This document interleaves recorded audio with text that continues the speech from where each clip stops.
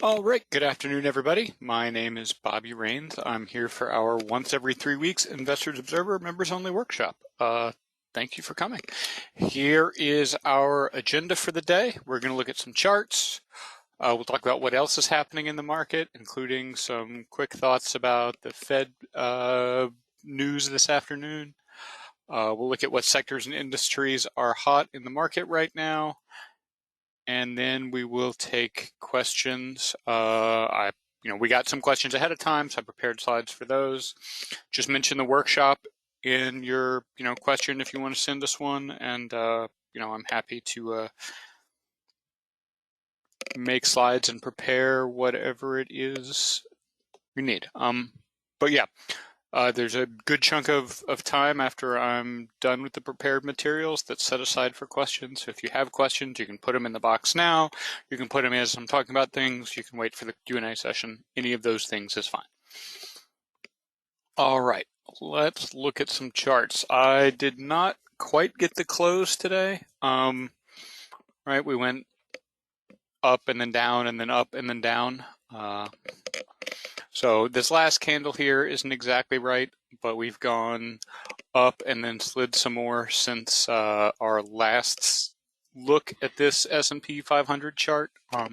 We've been kind of in the neighborhood of 39, 3,900 on the S&P 500 for a while. It's been a little tricky to get past in terms of bumping into it there, and it was some support here and here. So, I'd like to say we'll get back over that, but maybe not this week. We'll see. I don't know exactly how the market is going to digest the Fed news. All right, the NASDAQ, kind of a similar story. Obviously, the numbers are different, and the support, the near-term resistance is maybe a little bit less clear in terms of there not being a clear level like that 39 level. But it's also, we've gone down and then up and then down again. And I think this was maybe everybody getting a little too excited about things. We'll talk about that more when we talk about the Fed. Small caps, which is the Russell 2000, actually kind of looks more interesting in the sense of it hasn't gone down as much. It's obviously down quite a bit over the past 12 months, but the more recent action is a little bit more compact than you would expect. The Russell is a lot of times more volatile than the other major indices. So it is interesting to see it, but we've been in this sort of tight pre-Fed range on all the indices for a couple of days now, and it looks like we might break out to the downside, at least in the near term. All right, S&P 500 versus the equal weight. So essentially this shows the difference in performance between the standard market cap weighted S&P 500 that everybody's familiar with, which is pretty well dominated by a couple of big stocks at the top, your Apples, Googles, Microsoft, Meta, companies like that. And then the equal weight gives everybody equal weight. So, the 500th company and the first company all get the same sort of weight in the index. And the equal weight has been outperforming lately, which I think we all know tech stocks haven't been doing well, particularly things that have gone up a lot over the past year, or over the past couple of years have been hit kind of hard. And that's essentially what's happening here. But the real story, I think, in this is really this one, which is growth versus value. So value tends to be slower growing companies. A lot of times people think of these things as being in defensive sectors. A lot of them pay dividends, whereas growth is stocks that are priced because of what they're expected to be in the future as opposed to what they are now, right? Like nobody's expecting a huge growth from Coca-Cola, but it's profitable, it pays a decent dividend, et cetera, et cetera. It's a stock you're happy to own because of what the company is today. Whereas, Tesla and Meta and some of those companies, you know, well, Tesla's nominally profitable. Meta is very profitable. None of them are really returning any money to shareholders. And so they, you know, they're losing money and, or they're losing value. And because the growth expectation is less now than it was, or at least that growth is less valuable now than it was, which may be, it may be both of those, in fact. All right, so the things that are hot right now, energy remains at the top. You know, I don't think this is a hard one to figure out. A lot of it has to do with Russian supplies of various energy commodities being offline.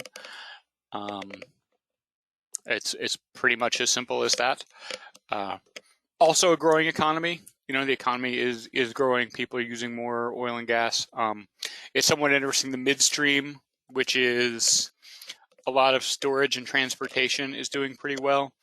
Those companies tend to be a little bit like REITs in that they're a lot of times a limited partnership that gets a special tax status until it pays a dividend. So that's you know, that's kind of interesting. It suggests a little bit of maybe a little bit of a defensive mindedness or a move toward value on the part of even the energy investor. And coal certainly is not a big growth energy, even, or a growth industry, even though the you know, price of coal is high right now. It's not as if anybody is expecting coal to be, you know, a bigger thing 10 years ago or 10 years from now than it is now. And then E&P is exploration and production. That's a lot of the sort of, you know, drillers and people who are actually getting oil out of the ground. They're doing relatively well right now, and a lot of them are also focused on returning profits to shareholders in terms of buying back stock or paying a dividend, as opposed to just producing more oil, which they did sort of the last time prices got high. So yeah, they're happy to produce less and get a higher price per barrel and pay that out to shareholders, and that, it turns out, pretty good for your stock. Utilities is next. This is, I think, a sign of a lot of defensive positioning in the market. Utilities are absolutely the kind of thing that are in that value bucket. You know, electric and gas utilities. Even if I wanted to, I'm not really. I guess I could just leave the oven on. I'm not really sure how I would use a lot more electricity going forward, right? Like, this is clearly not a growth story. It's a thing where these companies are stable. They pay a steady dividend, and people are also unlikely to cut back. You know, if there's a recession or economic downturn, in the same way that it's kind of hard to use more electricity without being silly, it's also hard to use significantly less. The same goes for gas. Independent power producers slid a little bit. It's kind of interesting. This is where you would expect to be kind of a dull time for them, just because we're sort of past the heat wave season and haven't gotten into the cold season. So at the very least, it's you know, not their busy time of the year, but the company stocks are still doing well. Financial services, shell companies remains at the top. This is largely a function of SPACs that had been under that $10 per share IPO price, moving back towards $10. A lot of those special purpose acquisition companies that are still unmerged are running out of time. Typically, you know, a SPAC holds an IPO, and there's some number of, you know, they set some time frame where, hey, look, if we can't find a suitable merger, we'll just close this thing down and return the cash to shareholders. So a lot of these things were trading below that $10 per share, but as you get closer to the deadline, it starts to look more like, hey, you might just get your $10 back. So the price goes back up toward that. I think that's what's happening there. I don't think there's anything, you know, magic going on. If you look at the price of most SPACs, they're $9.90, $10, something like that. Regional banks, Interest rates largely, or regional banks in particular, do a lot of lending. They're likely to be doing less volume, but maybe can make up, they also tend to have a little bit more of their income come from interest rate spreads as opposed to the big banks, which get money from all kinds of sources and a lot of fees. And then financial conglomerates is just companies that do a bunch of stuff in the finance realm. They may do a little banking and a little insurance and some stuff like that.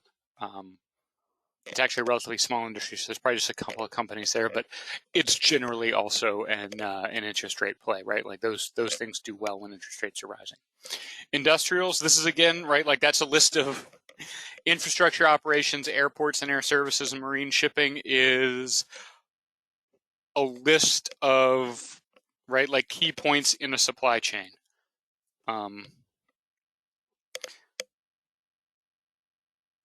That is, yeah, that's what that is. We hear a little bit less about it now, but supply chains are still very important. There's a lot of freight moving around. What's interesting is sort of with the exception of marine shipping, infrastructure operations and airports and air services are the industrials that relate to supply that are least exposed to oil prices, right? So airlines are pretty far down on the list. Trucking and things like that aren't in the top three because their margins are getting pinched by higher oil prices. But if you're running a freight depot or something like that, you're still dealing with a lot of volume and you don't have the variability in oil prices that's cutting into profits. Consumer defensive moved up onto the list. Food distribution, confectioners, discount stores. These are both value stocks and also sort of defensive or flight to safety kind of stocks. Some number of them pay discounts or pay dividends, excuse me. They tend to do maybe not well, but less bad in bear markets or recessions. So it's generally sort of not surprising to see those stocks all doing relatively well there. All right, so what the Fed said. Essentially what they said was rates will keep going up.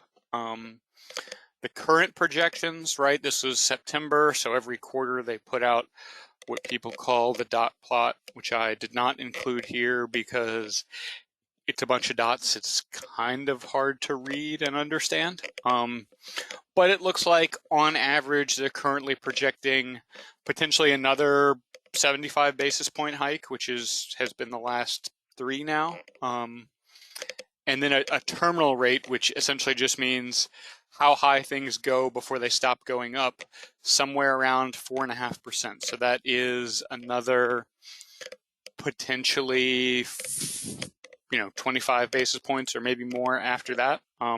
Again, though, the important thing to remember is these are current projections. And so as the data comes in, these projections change. Like in June, the last time they did the dots, the terminal rate was at somewhere in the 3s, I think, maybe just below 4%. So this indicates, they think they're going to have to raise rates higher than they thought before.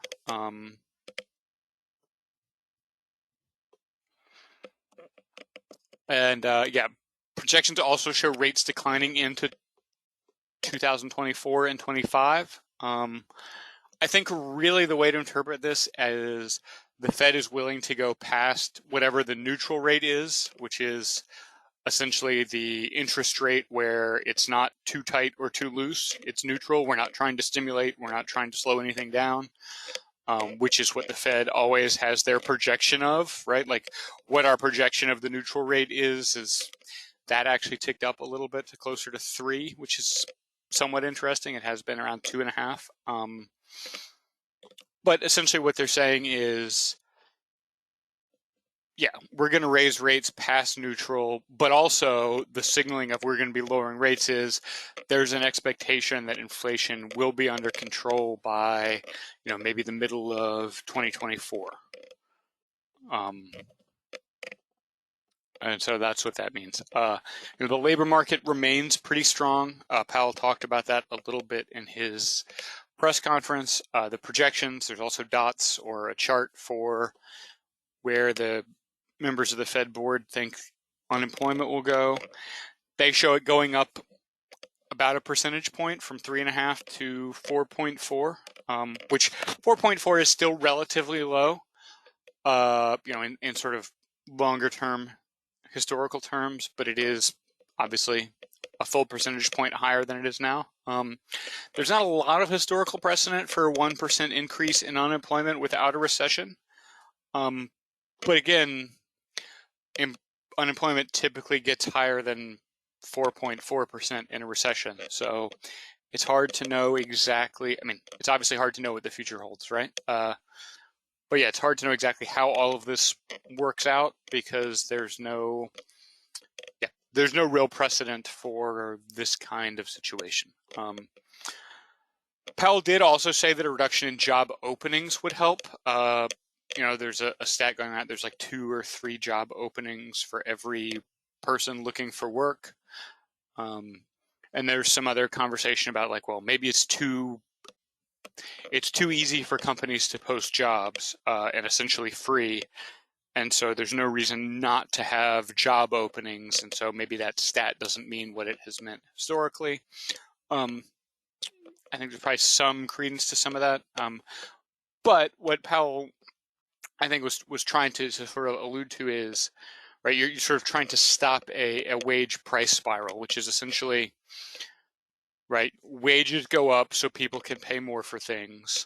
And since the amount of things is relatively limited, right, like it's essentially like an auction. So people bid more for the things that exist. People get more money. They can raise the bids a little higher.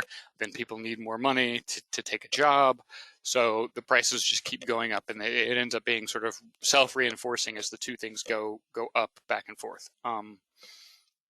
So, trying to sort of tamp down the labor market, maybe stop some of that bidding war for labor will also probably help get inflation under control. So the choice really that the Fed is facing, and Powell was pretty clear about this today, was maybe as explicit in these terms as I've heard anyone at the Fed be, is that essentially everyone pays higher prices or some people lose their jobs. Right? Like, it turns out that only some people lose jobs, but everyone pays higher prices. And so it works out better in the long run for everybody to get inflation under control, even though that means some people lose their jobs. How many people need to lose jobs and how under control inflation needs to be is not really even Powell's job. That's more of a politician's job. But yeah, that is kind of what the Fed is looking at. And he was pretty clear that a recession is not a hoped for outcome, but is a possible one. And he, without saying it in so many words, essentially signaled pretty strongly that stopping inflation at this point is more important to the Fed than avoiding a recession. Obviously you hope not to have a recession, but he was trying to be as clear as possible that we're going to get inflation under control. And part of the reason for being clear is, and Neil Kashkari, who is the governor of I think the Minneapolis Fed, said this on a podcast several weeks ago, that higher stock prices are not tighter financial conditions. So the market rallying is, I don't think the Fed cares about the absolute level of the S&P 500, but it is looking at financial conditions. And part of that is stocks, and part of that is bond yields and things like that. And so when the Fed is raising rates and it sees the market not reacting as if conditions are tighter, the signal that sends the Fed is, hey, you can tighten more. And so the Fed is trying to be very clear in the sense of, we're going to keep raising rates and trying to tighten financial conditions until we get the outcome from the economy that we want. The market and the economy are different, but the financial market sort of broadly, not just the stock market, do serve as an important sort of piece of plumbing in the economy. And so if you've got less water sloshing around in there, that's kind of what the Fed is looking for. Less money in my market is plumbing analogy. Anyway. All right, what else is going on? Yeah, it's Jay's market. We're all just sort of trying to deal with it. Inflation data and the Fed's response to it are the big drivers right now, as I think we've seen the last couple of weeks. Higher rates tend to mean lower multiples for stocks. So we have a question we'll get to in a few minutes about inflation and stocks, but really higher multiples mean lower, or higher rates typically mean lower multiples for stocks. And so what I mean by multiples is typically the way you value a stock is, right, okay, it earns X number of dollars a year. We'll multiply that by something, right? Like almost every stock price is higher than its earnings per share, right? Other than the ones that are zero or none, those are typically your growth stocks, right? The ones who don't have earnings. And so to do that valuation, you typically divide what you expect the company's cash flow in the future to be by some interest rate or cost of capital, right? Like, so why should I give money to company X instead of company Y? Well, right, for the same amount of money, I expect to get more earnings from company X. Or, obviously I could put that money somewhere where there's no risk, right? Like investing in any company has some risk, whereas, a bank account or government bonds have functionally no risk. And so tighter money, right, higher interest rates or lower multiples is how you get those tighter financial conditions. Lower multiples means if you're going to raise equity capital, you sell more shares at a lower price to get the same amount of money. So all the existing shareholders are essentially diluted more. So that's why it's more expensive to sell equity for the existing holders in the same way that you have to pay a higher interest rate for debt. The economic data otherwise is generally pretty good. The caveat to that being that the housing market is just kind of broken. It was broken before interest rates started going up because there's just very low inventory. We have a story coming out later this week about essentially how we just haven't been building enough housing in this country for a while. And yeah, inventory is really the issue. Now, higher interest rates aren't going to help that. It likely means fewer existing homes go on the market, right? Like everybody who is selling a house probably wants to buy another house, right? So it turns out most homeowners in this country only own one home, and right, it's a trade, right? Like I'll sell this house, I'll buy that house. It's not like there's a bunch of houses that people own that they can just sell because prices go up. So yeah, higher rates means that if you go to make that trade, right, like I'll sell this house and buy this house, your monthly payment is likely to go up pretty significantly just because the interest rates are higher. I don't think we're going to see a price collapse like in 2008 because, again, right, like the reason prices have been going up has more to do with undersupply of inventory than speculation. Right, there aren't people buying a bunch of houses and flipping them or things like that. Credit quality is generally pretty good. And yeah, like I said, low inventory as opposed to oversupply. The other thing that's interesting for stock investors, of course, earnings is kind of around the corner. We've started to get a couple of pre-announcements. FedEx sort of shook things up last week. Some of those factors, I think, potentially could be specific to FedEx. FedEx, of course, right, if you're the managers of FedEx and you're running the company, you, of course, want to tell the shareholders that, like, hey, everything is bad. It's not our fault. And it may not be their fault, but I think Amazon doing more of its own shipping and delivery internally probably hurts FedEx more than, some other companies that don't have Amazon as a big customer. FedEx also does a lot of business in Europe, where the economy is not doing particularly well right now, that kind of thing probably hurts FedEx than even, you know, freight companies who don't have a big European business. Ford also pre-announced, I think maybe yesterday, maybe the day before. Those results were also not great. You know, that's an interesting thing to keep an eye on. We might start seeing more of those. And typically what companies are doing in that case is sort of trying to get out ahead of things, so it's not a huge surprise when earnings come. I don't exactly know if there's been a study of the sort of total stock decline between a pre-announcement and then reporting the actual results, versus just reporting really bad results that nobody was expecting, you know, when you're scheduled to report earnings. But I assume there's some reason companies do that. All right.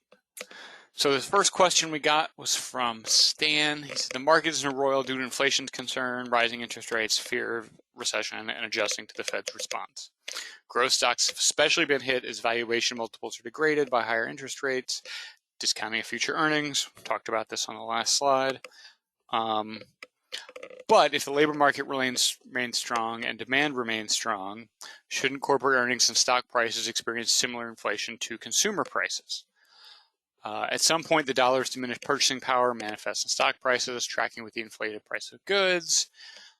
And then, yeah, demand could dry up, things like that.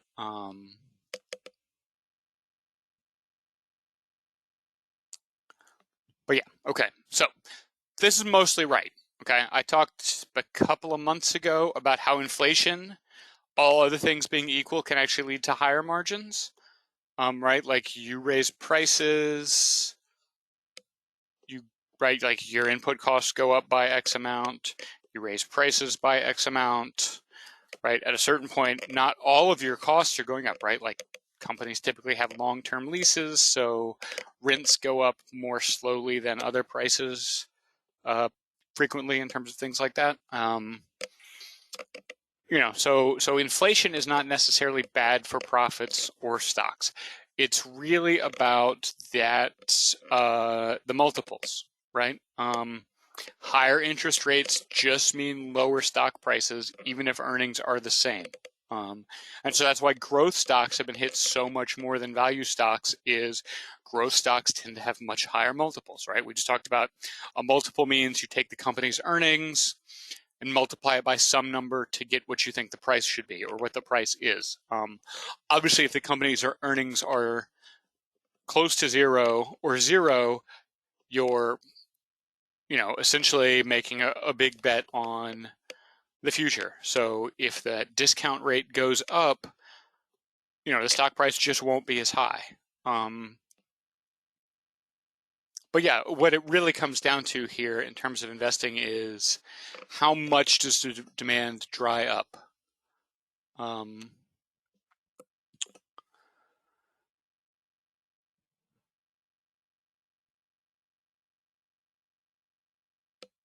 Right, like if there is a lot of demand, like, and this is where I think the other thing about stock prices comes in is stock prices are generally a bet on the future, even for those profitable companies.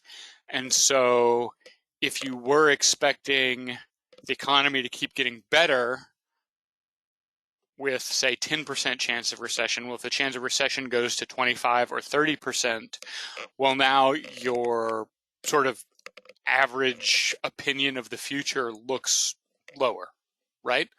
So that's another reason the stock prices might go down, is people are less confident about the future. And so, yeah, all other things being equal, if we just had inflation and not any of these other moving parts, yes, inflation is absolutely not bad for stocks. It's really about the higher discount rate and then the accompanying slowing in economic growth, and how those things work together. That is why stocks fall. You know, if frankly, if I could tell you exactly what was going to happen, I probably wouldn't be here talking to you, right? But that's why we play the game, right? Like that's why people get up and wait for the bell at 9:30 every morning. It's because we don't know, right? Like stock prices move around a lot because people don't know what the future is and how to value those things. All right, so Todd had a question related to market volatility, which seems pretty worthwhile recently. Essentially, he got the optimal covered call in the morning update, and the 13th of September, the market opened down quite a bit. So selling the call that was in the email was no longer an attractive trade. So what he did was it seems like, or at least considered, lowering the strike prices to a level that makes roughly the same profit. And that's exactly the adjustment I would make. So Todd, if you're hearing this, good job. You right, like that's the answer. Right, the day in question, the whole market was down. So all you're doing is getting a similar position for a lower capital investment. The thing you want to be sure of in this case is make sure that the individual stock isn't down for some reason specific to that stock. Right, so we try to avoid that kind of thing when we pick the trade, but we publish the morning update about 8:30. The market opens at 9:30. Things happen in that window. So surprises do happen, but yeah, most of the dangers in cases like this are around the individual stock and whether or not it recovers. So if you like the stock and you can get it for, just move the whole thing down. If the stock's down by $5, move the strike price down by $5. That's exactly the kind of adjustment that we would make here. It's really just buying it on sale. Now, if the stock is down by $5 because, example I like to use is, all the iPhones caught on fire at once and Apple goes down a whole lot. Well, hey, you know what? That's probably not buying Apple on sale, right? Like that's real bad for Apple. But if all the iPhones catch on fire and Google goes down because tech stocks are going down, maybe you think about buying Google or Microsoft because it's not really their problem, right? Like they're just going down in sympathy at that point. So then you're getting those stocks on sale. So really, you can adjust that trade exactly like that. Just make sure that the reason things are down isn't something specific to your individual stock. All right, that was all the questions we got ahead of time. Thank you to Todd and Stan for sending those in. Let's see what else people have. All right, so somebody said, is it possible to get a recording of this session? Yes, this session is being recorded. We will post the recording as a YouTube video on the website tomorrow, and we will also send a link to everyone so they can come to the site and watch it.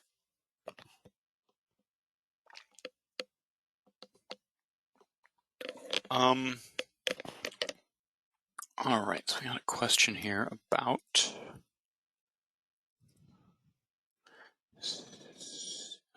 first, I think I forgot to show you this earlier. So what sectors and industries are hot right now comes from, if you go to stocks and then sector and industry, it's right here. You can sort it by whatever score you want. For that piece of the presentation, I like to sort by short-term technical score. That shows you what's been doing well over the last month or so.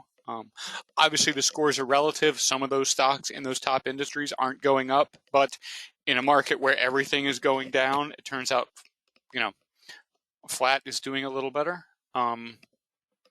So that's where that works. But all right, so this particular question about CLF, which is mine coal and iron ore, or maybe it's just, nope, they're a steel producer now. They used to do some mining, but I guess they've gotten rid of the mines. All right, so iron ore pellets and steel, and then X is US steel. Generally, the reason for that is, steel stocks tend to be, one, heavily exposed to natural resources. So yes, the prices of steel are higher, but so are the prices for coking coal and iron ore, which are the inputs to producing steel. The other thing is, if you are, who are the people who are the the sort of next people in the chain for buying steel, it is big companies who are probably undertaking capital projects. You use steel in things like construction, automaking, things like that. If you're worried about a recession or you're just looking at higher interest rates, you might expect some activity in those sectors to slow down. So, yeah, the price of steel is going up, but the demand for steel seems likely to not be going up super high, and the input costs are going up. So this is a case where it may not be possible for you to really expand your margins when prices are going up. You may be just doing as good as you can. Okay,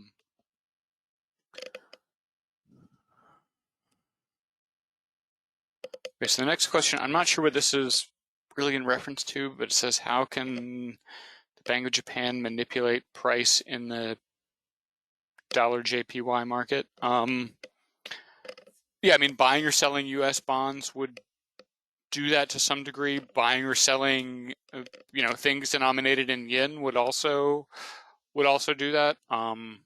Presumably you also, if you have large foreign currency reserves, you can just go buy up, sort of cash and cash-like instruments to do that as well. Without more context, I don't really have any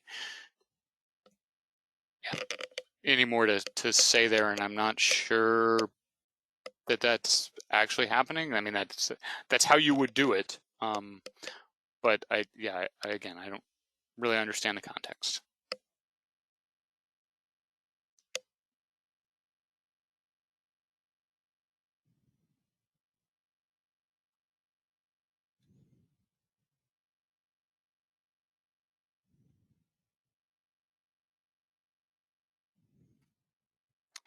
All right, is that really all the questions?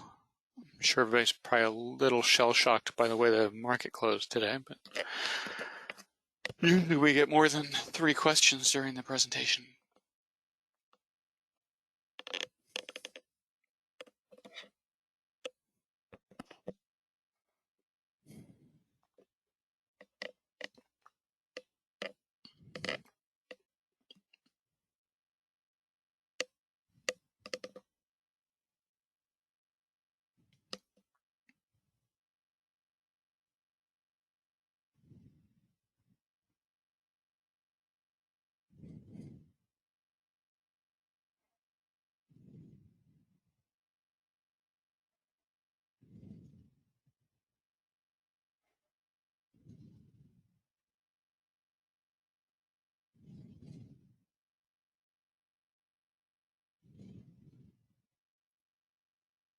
All right, well, if there's not more questions, I'll go ahead and wrap things up here. If there are, go ahead and put them in there.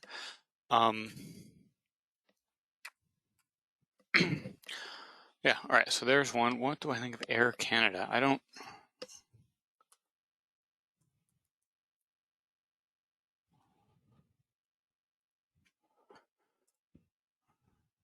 Yeah, I'll admit to not following this super closely.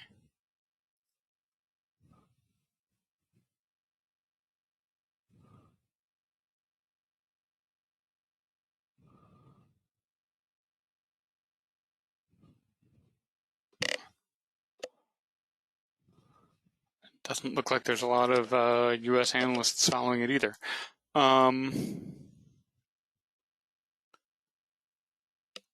Yeah, airlines are tough. They're very exposed to oil prices and also the business cycle. Thanks.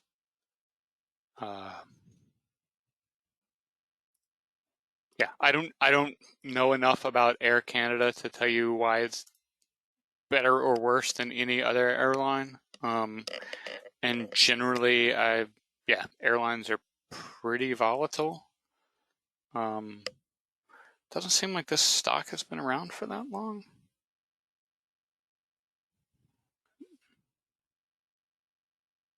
Yeah. I think the current weakness is likely due to fuel prices. If oil prices go down, it may start to do better. But yeah, that's just sort of a thing that you can say about pretty much every airline. Yeah.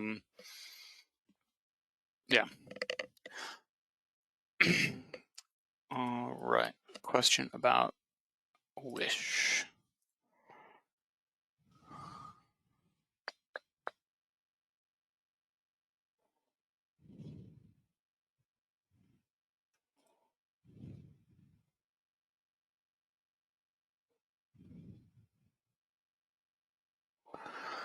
All right, so the question is,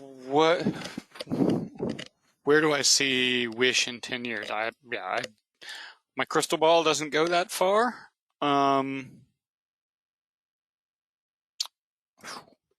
it's certainly not done great recently.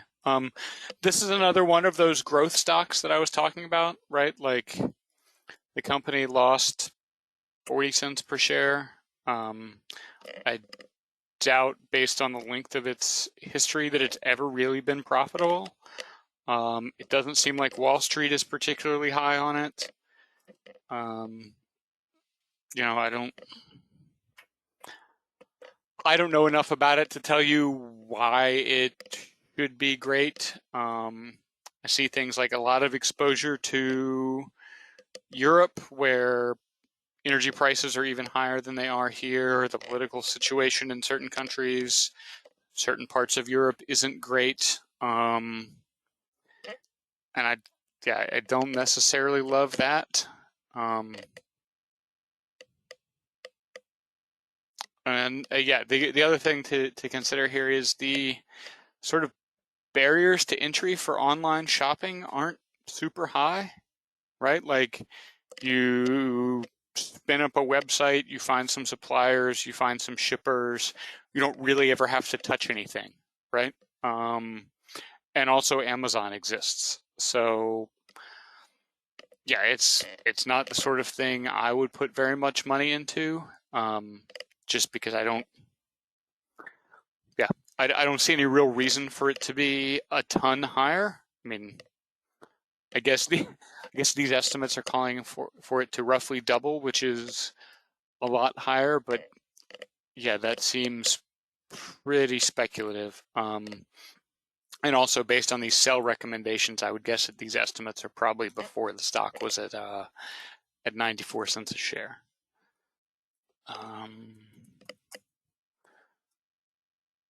Another question about ConocoPhillips.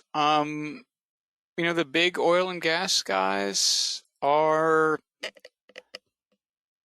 certainly interesting. I think ConocoPhillips is sort of, smaller than the Exxons and Chevrons. But right now, gas prices are pretty high. They're sort of focused on returning money to shareholders as opposed to spending a lot on CapEx.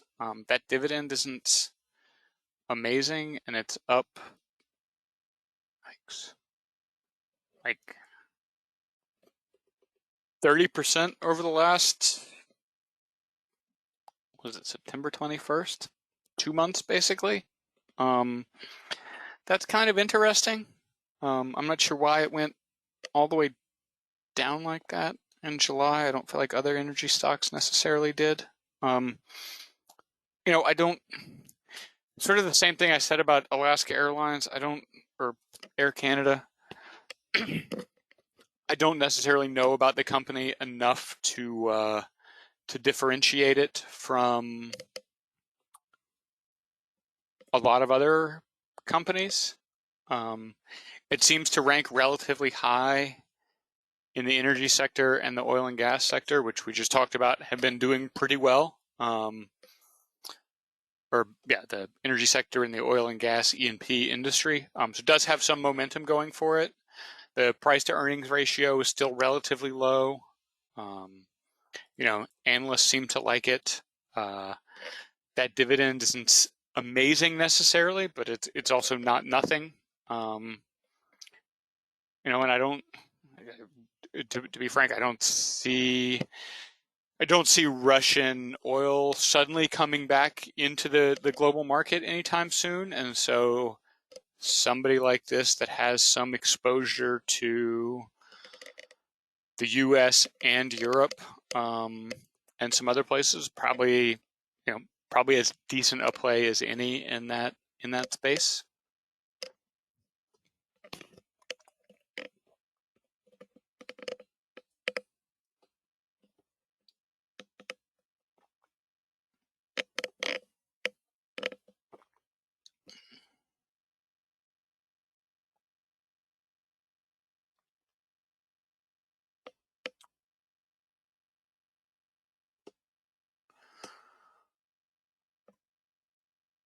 All right, well, like I said earlier, this session is being recorded. We'll send out a link so everybody can watch it tomorrow if they want to.